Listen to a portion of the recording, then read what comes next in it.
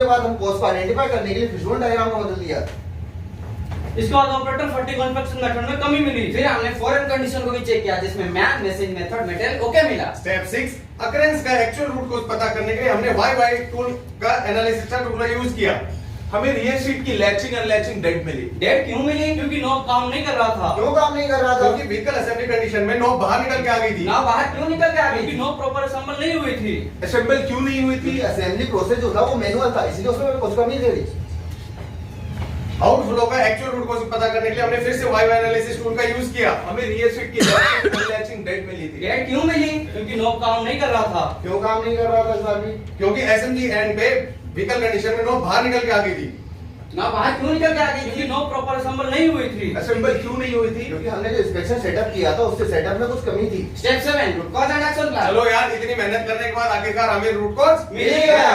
हमारा actual root cause operator की dependency थी। तो अब हम इसके लिए क्या करेंगे? हमने सेमी ऑटोमेशन प्रोसेस को इंप्लीमेंट करने का प्लान लिया, जिससे हम latch, Bush presence, headed free fall जैसे इश्यूज को कंट्रोल कर सकेंगे। उसके बाद हमने पोका का मैकेनिज्म को सेटअप करने के लिए हमें कुछ मटेरियल की भी जरूरत थी।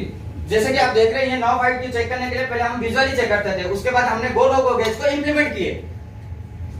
वीडियो 1 में आप देखोगे पहले हम विजुअली ही चेक किया करते थे बुश की प्रेजेंस और रॉन्ग बुश को। आगे हमने प्रॉक्सिमिटी सेंसर्स इंस्टॉल किए जिसके बुश की प्रेजेंस और उसकी अवेलेबिलिटी हम चेक कर सकेंगे। वीडियो 2 में आप देखोगे कि हमारे असेंबली लेवल पे लैचिंग अनलैचिंग चेक करने के लिए फंक्शन नहीं था। फिर हमने उसके बाद असेंबली लेवल पे पिक्चर में ये स्ट्राइकर की जैसे स्ट्राइकर इंप्लीमेंट किया, जिससे कि ऑपरेटर को लैचिंग अनलैचिंग वहीं पे करनी पड़ती थी। जिससे क्या है, हमारा जो इश्यू है लैचिंग अनलैचिंग से रिलेटेड वो यहीं पे डिटेक्ट हो जाता था। नॉब फिटमेंट और उसकी हाइट चेक करने के लिए हमने डेल्वो गन में गेज इंप्लीमेंट किया, जिससे हमारी एक ऑपरेटर की डिपेंडेंसी भी कम हो गई। इसके साथ ही हमने रियल शीट चेक करने के लिए सेमी ऑटोमेशन फीचर इंप्लीमेंट किया, जिसमें हम मींस उसकी प्रेजेंस, उसकी रोंग असेंबली, पार्ट की प्रेजेंस, नोब की प्रेजेंस, नोब की हाइट के साथ साथ हेडरेस्ट की मूवमेंट चेक करने लगे। बट इसमें भी हमारा ऑपरेटर की डिपेंडेंसी थी, जो कि फाइनल स्टिकर ऑपरेटर खुद ही चेक करता था। राजेश, आप चिंता क्यों करते हो? हमारी मेंटेनेंस और आईटी टीम है ना, हमने आगे इसे पीएलसी से कनेक्ट कर दिया, जैसे कि सारे फंक्शंस ओके होने पर ही फाइनल स्टिकर निकलेंगे। और साथ में आईटी टीम की मदद से हमने सीट का डेटा भी मॉनिटर करना शुरू कर दिया। इसको कॉल का मैकेनिज्म सेटअप करने में कुछ मटेरियल की भी जरूरत थी। इसको मैकेनिज्म में सेटअप करने के लिए मटेरियल जैसे आप चार्ट में देख सकते हैं कि स्टैंड हम पी टीम से कंप्यूटर आईटी टीम से साथ पीएलसी प्रोग्राम मटेरियल टीम से लिया। इस मैकेनिज्म को इंप्लीमेंट करने के लिए हमें कुछ मटेरियल की जरूरत, जैसे कि मटेरियल हमने हमारी ऑब्सोल्यूटेड जो लाइंस थी असेंबली लाइन वहां से कलेक्ट किया, स्क्रैप यार्ड से कलेक्ट किया, जिससे कि हमारा टाइम और कैपिटल दोनों सेव हुई। इसके साथ साथ हमें कुछ मटेरियल की रिक्वायरमेंट थी जो कि हमने मार्केट से परचेज किए। Step 9 forcing resistance. इस पोकागो मैकेनिज्म को इंप्लीमेंट करने के लिए सबसे पहले हमने हमारी मैनेजमेंट की अप्रूवल ली।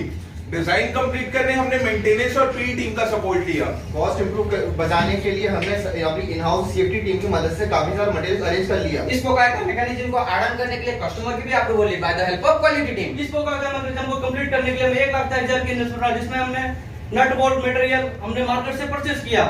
इस पोकायो का मैकेनिज्म को कंप्लीट करने के लिए हमने कुल 12 मीटिंग किए, 6 काइजन किए, जिस दौरान हमारी अटेंडेंस 96.5% रही। Step 10 trial run status. Trial 1 पे हम लोग असेंबली लाइन पे करेक्शन किए, उसमें से 100 सेट्स की सीट्स बनाए और उसमें से 42 पार्ट्स की ऑब्जर्वेशन मिली। ट्रायल 2 में 100 में से 16 पार्ट ऑब्जर्वेशन मिली। ट्रायल 3 में हमने 408 सीट का ट्रायल लिया, जिसमें कोई ऑब्जर्वेशन नहीं मिली। यहाँ हमारा ट्रायल सक्सेसफुल रहा। हम यही नहीं रुके, हमने आगे एक वीक का डेटा मॉनिटर किया और पाया कि कोई भी इशू रिपोर्ट नहीं हुई है। हमने इसे 3 मंथ तक कंटिन्यूअसली फॉलो किया और इस बार हमें रिजल्ट सैटिस्फैक्टरी मिली। इस सेमी ऑटोमेशन प्रोसेस को इंप्लीमेंट करने के बाद जून से लेके अभी तक हमारे पास कोई भी customer complaint related to latching unlatching function से नहीं है। इसके साथ साथ जो हमारी एक कैटेगरी की प्रॉब्लम थी, जैसे कि लूज थ्रेड, रिंकल, ये हमारी इंटरनल टीम की वजह से हमने खुद रिजोल्व किया। Step 11 standardization of action. इस पोकायो का मैकेनिज्म को स्टैंडर्डाइज करने की इंफॉर्मेशन हमने अपने कस्टमर को दी। कहां दी? हमने एसएमजी में दी। कब दी? 16 जून 2023 में दी। हमारी क्वालिटी टीम ने दी। कैसे दी? मेल के जरिए दी। इसके साथ ही हमने पोका का check sheet, process check sheet और मशीन चेक शीट को भी अपडेट किया। कहां अपडेट किया? असेंबली लाइन पे अपडेट किया। कब अपडेट किया? 16 जून 2019 को किया। किसने अपडेट किया? क्वालिटी टीम ने किया। और कैसे अपडेट किया? पीएन मेंटेनेंस टीम ने किया। इसके साथ ही साथ हम लोग पीएफडी, पीसीएस और एफएमए को भी अपडेट किए। कहां किया? असेंबली स्टेशन पे किया। कब किया? 12 जुलाई को। किसने किया? पी टीम ने, कैसे किया? By the help of quality team. ये जो सारे हाइलाइटेड चेक पॉइंट है इसको हमने हमारे क्लियर प्रोसीजर और आईएमएस सिस्टम में इंप्लीमेंट किए, साथ ही इसके लिए हमने कस्टमर सान से भी अप्रूवल ली। ये हमारी जो थीम है उसका अचीवमेंट है। हमें इस पोका योगा मैकेनिज्म को सेटअप करने से कुछ टेंजिबल बेनिफिट्स हुए, जैसे कि हमारे रिजेक्शन जीरो हुए, हमारे कस्टमर की कॉन्फिडेंस लेवल इंक्रीज हुई, हमने साथ ही महीने के 4 मैन पावर भी डिक्रीज किए जिसकी अप्रॉक्स वैल्यू 65,000 थी। हर बार हमें कस्टमर के पास विजिट करने पर अप्रॉक्स 2 लाख रुपीस की इन्वेस्टमेंट आती थी, हमने इसे भी एलिमिनेट किया। इसके साथ साथ हमें कुछ इंटेंजिबल बेनिफिट हुए, जैसे कि जो हमारी कम्युनिकेशन स्किल थी वो डेवलप हुई, Multitasking increase हुई, इंटरपर्सनल रिलेशनशिप बढ़ा, साथ ही साथ मोरल भी इंक्रीज हुआ, टीम स्पिरिट बढ़ी। एनालिटिकल स्किल्स भी बढ़ी। Step 12 follow up and review. Finally action लेने से भाई की एस्पेक्ट में जो लैचिंग अनलैचिंग डेट का इशू आ रहा था वो यहाँ रिजॉल्व हो गया। इस एलिमिनेशन सक्सेस होने के बाद हम लोग हॉरिजॉन्टली डेवलपमेंट सभी लाइनों पे की, साथ ही साथ हमारा दूसरा यूनिट को भी इंफॉर्मेशन दी। इसके लिए हमने brainstorming, bar graph, radar chart, ABC analysis, pie chart, 6PTC, LPFD, fishbone diagram, 5W and 2H जैसे टूल्स एंड टेक्निक्स यूज किए। फिर अभी हमारा ऑनगोइंग प्रोजेक्ट रेल के ब्रोकन को लेके चल ही रहा है। अंततः हमारा आप सबसे यही अनुरोध है कि वाहन चलाते वक्त मोबाइल का उपयोग ना करें। सीट बेल्ट अवश्य लगाएं। अनिवार्य रूप से हेलमेट पहने और दूसरे वाहनों से उचित दूरी बनाए और रखें। अपने आसपास का वातावरण स्वच्छ रखें।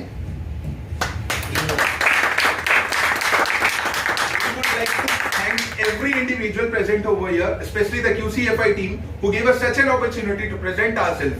If you still have any suggestion or queries, you are free to ask us. Thank you. Unity is strength when there is teamwork. Thank you. Thank you.